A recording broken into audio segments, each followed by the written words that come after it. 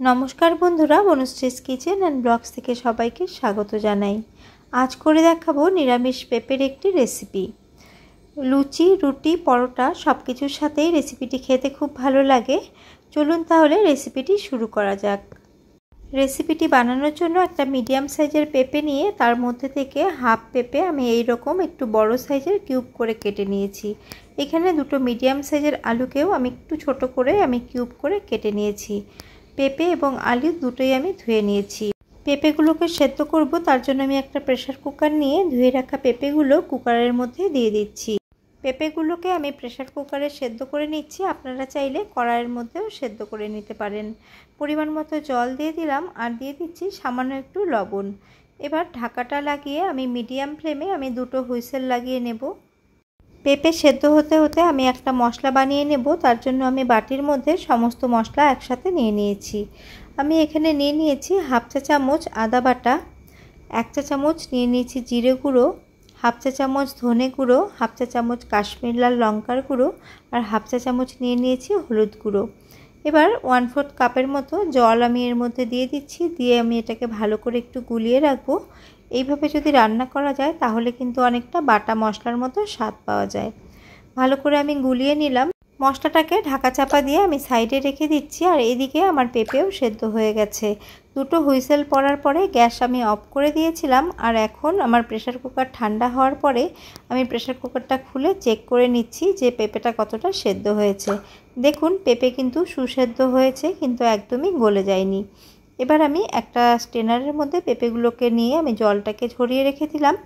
চলুন তাহলে এখন রান্নাটা শুরু করা যাক। গ্যাসের মধ্যে কড়া বসিয়ে দিয়েছি আর এখন আমি এর মধ্যে দিয়ে দিচ্ছি পরিমাণ মতো সর্ষের তেল। আজকে আমি সর্ষের তেলেই রান্নাটা করব, আপনারা চাইলে সাদা তেলেও করতে পারেন। তেল ভালো করে গরম হয়ে গেছে। এখন আমি ধুয়ে রাখা আলুগুলোকে সবার প্রথমে ভেজে নেব।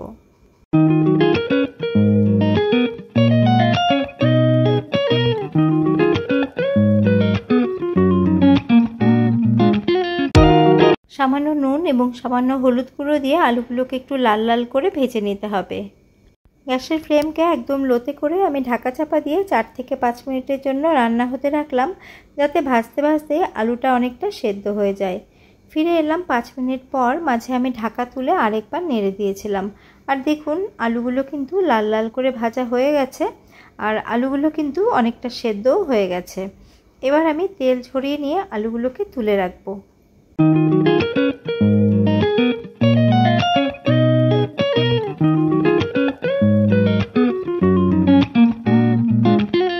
এবার এই তেলের মধ্যেই সেদ্ধ করে জল ঝরিয়ে রাখা পেঁপেগুলো দিয়ে দিলাম।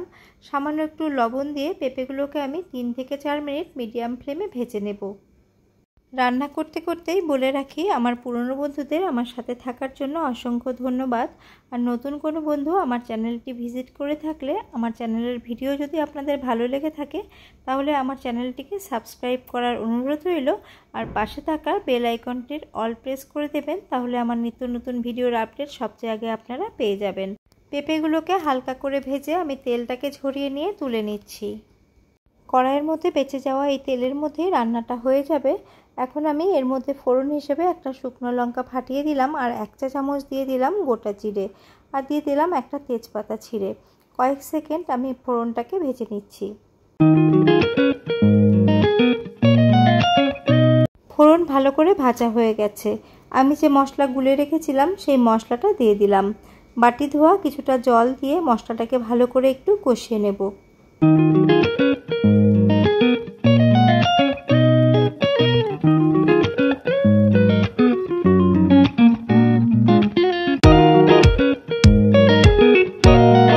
মশলা কিছুটা পরিমাণ কষে এসেছে। এখন আমি যে ভেজে রেখেছিলাম আলুগুলোকে দিয়ে দিচ্ছি। যেহেতু আলুগুলোকে আমি শুধুমাত্র ভেজে নিয়েছি, সেদ্ধ করে নিইনি, তার জন্য এই মশলার সাথে আলুটাকে আমি আরও কিছুক্ষণ কষিয়ে নেব, যাতে আলুটা এর মধ্যে ভালো করে সেদ্ধ হয়ে যায়। সমস্তটা ভালো করে মিশিয়ে নিচ্ছি। এবার আলুর সাথে মশলাটাকে আমি 3 থেকে 4 মিনিট মতো কষিয়ে নেব। মশলা যাতে কড়াইয়ের গায়ে না লেগে ধরে তার জন্য কিছুটা পরিমাণ আমি জল দিয়ে দিলাম। এখন গ্যাসের ফ্লেমটাকে লোতে করে 3 থেকে 4 মিনিটের জন্য ঢাকা চাপা দিয়ে রান্না হতে রাখলাম। ফিরে এলাম 4 মিনিট পর। মাঝে আমি ঢাকা তুলে আরেকবার নেড়ে দিয়েছিলাম। এই পর্যায়ে আলু কিন্তু 100% সেদ্ধ হয়ে গেছে আর মশলা খুব ভালো করে কষে গেছে, মশলা থেকে তেল রিলিজও হতে শুরু করেছে। এখন সেদ্ধ করে ভেজে রাখা পেঁপেগুলোকে আমি কড়াইয়ের মধ্যে দিয়ে আমি সমস্তটা ভালো করে মিশিয়ে নিচ্ছি।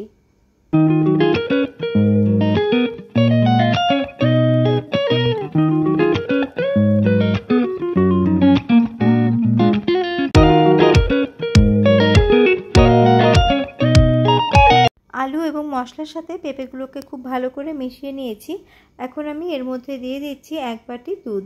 দুধটাকে আমি আগেই ভালো করে জাল করে নিয়েছিলাম, সেই দুধটাই ব্যবহার করলাম। এর মধ্যে কিন্তু কাঁচা দুধের ব্যবহার করবেন না, আগে থেকে জাল করা দুধই ব্যবহার করবেন।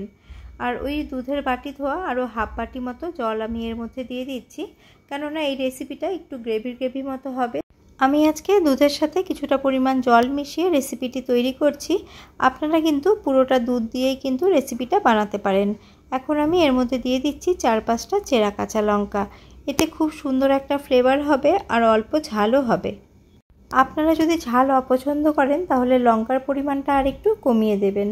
আমি একটু চেক করে নিচ্ছি এর মধ্যে একটু নুনের প্রয়োজন, তার জন্য আমি এখন এর মধ্যে নুন দিয়ে দিচ্ছি। গ্যাসের ফ্লেমটাকে হাই করে দিয়েছি যাতে গ্রেভিটা তাড়াতাড়ি ফুটে ওঠে। গ্রেভি ভালো করে ফুটতে শুরু করেছে। এখন আমি গ্যাসের ফ্লেমটাকে একদম লোতে করে 5 থেকে 6 মিনিটের জন্য ঢাকা চাপা দিয়ে রান্না হতে রাখলাম। ফিরে এলাম 6 মিনিট পর। এই পর্যায়ে গ্রেভি অনেকটাই টেনে এসেছে আর আমি চেক করে নিচ্ছি আলুটা খুব ভালো করে সেদ্ধ হয়েছে কিনা। দেখুন আমি একটা আলু কেটে দেখাচ্ছি, আলুটা কত সুন্দর করে সেদ্ধ হয়েছে। আলু সেদ্ধ হলে পেঁপে তো সেদ্ধ হবেই, যেহেতু পেঁপেটা আমি সেদ্ধ করে নিয়েছিলাম। আর এই রেসিপিতে এইটুকু গ্রেভি কিন্তু ভালো লাগবে। এখন আমি এর মধ্যে দিয়ে দিলাম 1 চা চামচ চিনি। যেহেতু নিরামিষ রেসিপি আর পেঁপের রেসিপি, তার জন্য একটু মিষ্টি মিষ্টি হলেই ভালো লাগবে। আপনারা যদি বেশি মিষ্টি পছন্দ করেন তাহলে চিনির পরিমাণটা আর একটু বেশি দিতে পারেন। সমস্তটা ভালো করে মিশিয়ে নিয়েছি।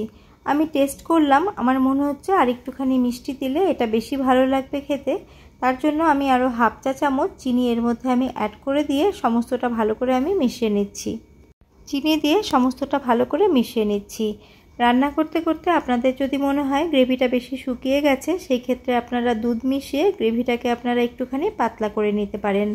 আমার রান্নাটা কিন্তু একদম রেডি হয়ে গেছে। এবার সব শেষে আমি এর মধ্যে দিয়ে দেবো 1/4 চা চামচ গরম মশলার গুঁড়ো। এই গরম মশলাটা আমি ঘরেই তৈরি করেছি, তার জন্য এর ফ্লেভারটা কিন্তু খুবই স্ট্রং। আর দিয়ে দিচ্ছি এখানে 1 চা চামচ গাওয়া ঘি। অবশ্যই করে এই ঘিটা দেবেন, এতে কিন্তু এর টেস্টটা দ্বিগুণ হয়ে যাবে। সমস্তটা ভালো করে মিশিয়ে নিচ্ছি আর গ্যাসের ফ্লেমটাকে এখন অফ করে দিয়ে আমি 5 মিনিট স্ট্যান্ডিং টাইমে রেখে দেব। তারপরে আপনাদের আমি সার্ভ করে দেখাবো। নিরামিষ পেঁপের রেসিপিটা লুচি, পরোটা, রুটির সাথে তো ভালো লাগবেই, ভাতের সাথেও মন্দ লাগবে না। আর রেসিপিটি আপনাদের কেমন লাগলো কমেন্ট করে জানাবেন। ভালো লেগে থাকলে একটি লাইক করবেন আর বেশি ভালো লেগে থাকলে ফ্রেন্ডস অ্যান্ড ফ্যামিলির সাথে শেয়ার করবেন। আবারও আমি হাজির হয়ে যাব অন্য কোনো রেসিপি নিয়ে বা ব্লগস নিয়ে। আজ এই পর্যন্তই, নমস্কার।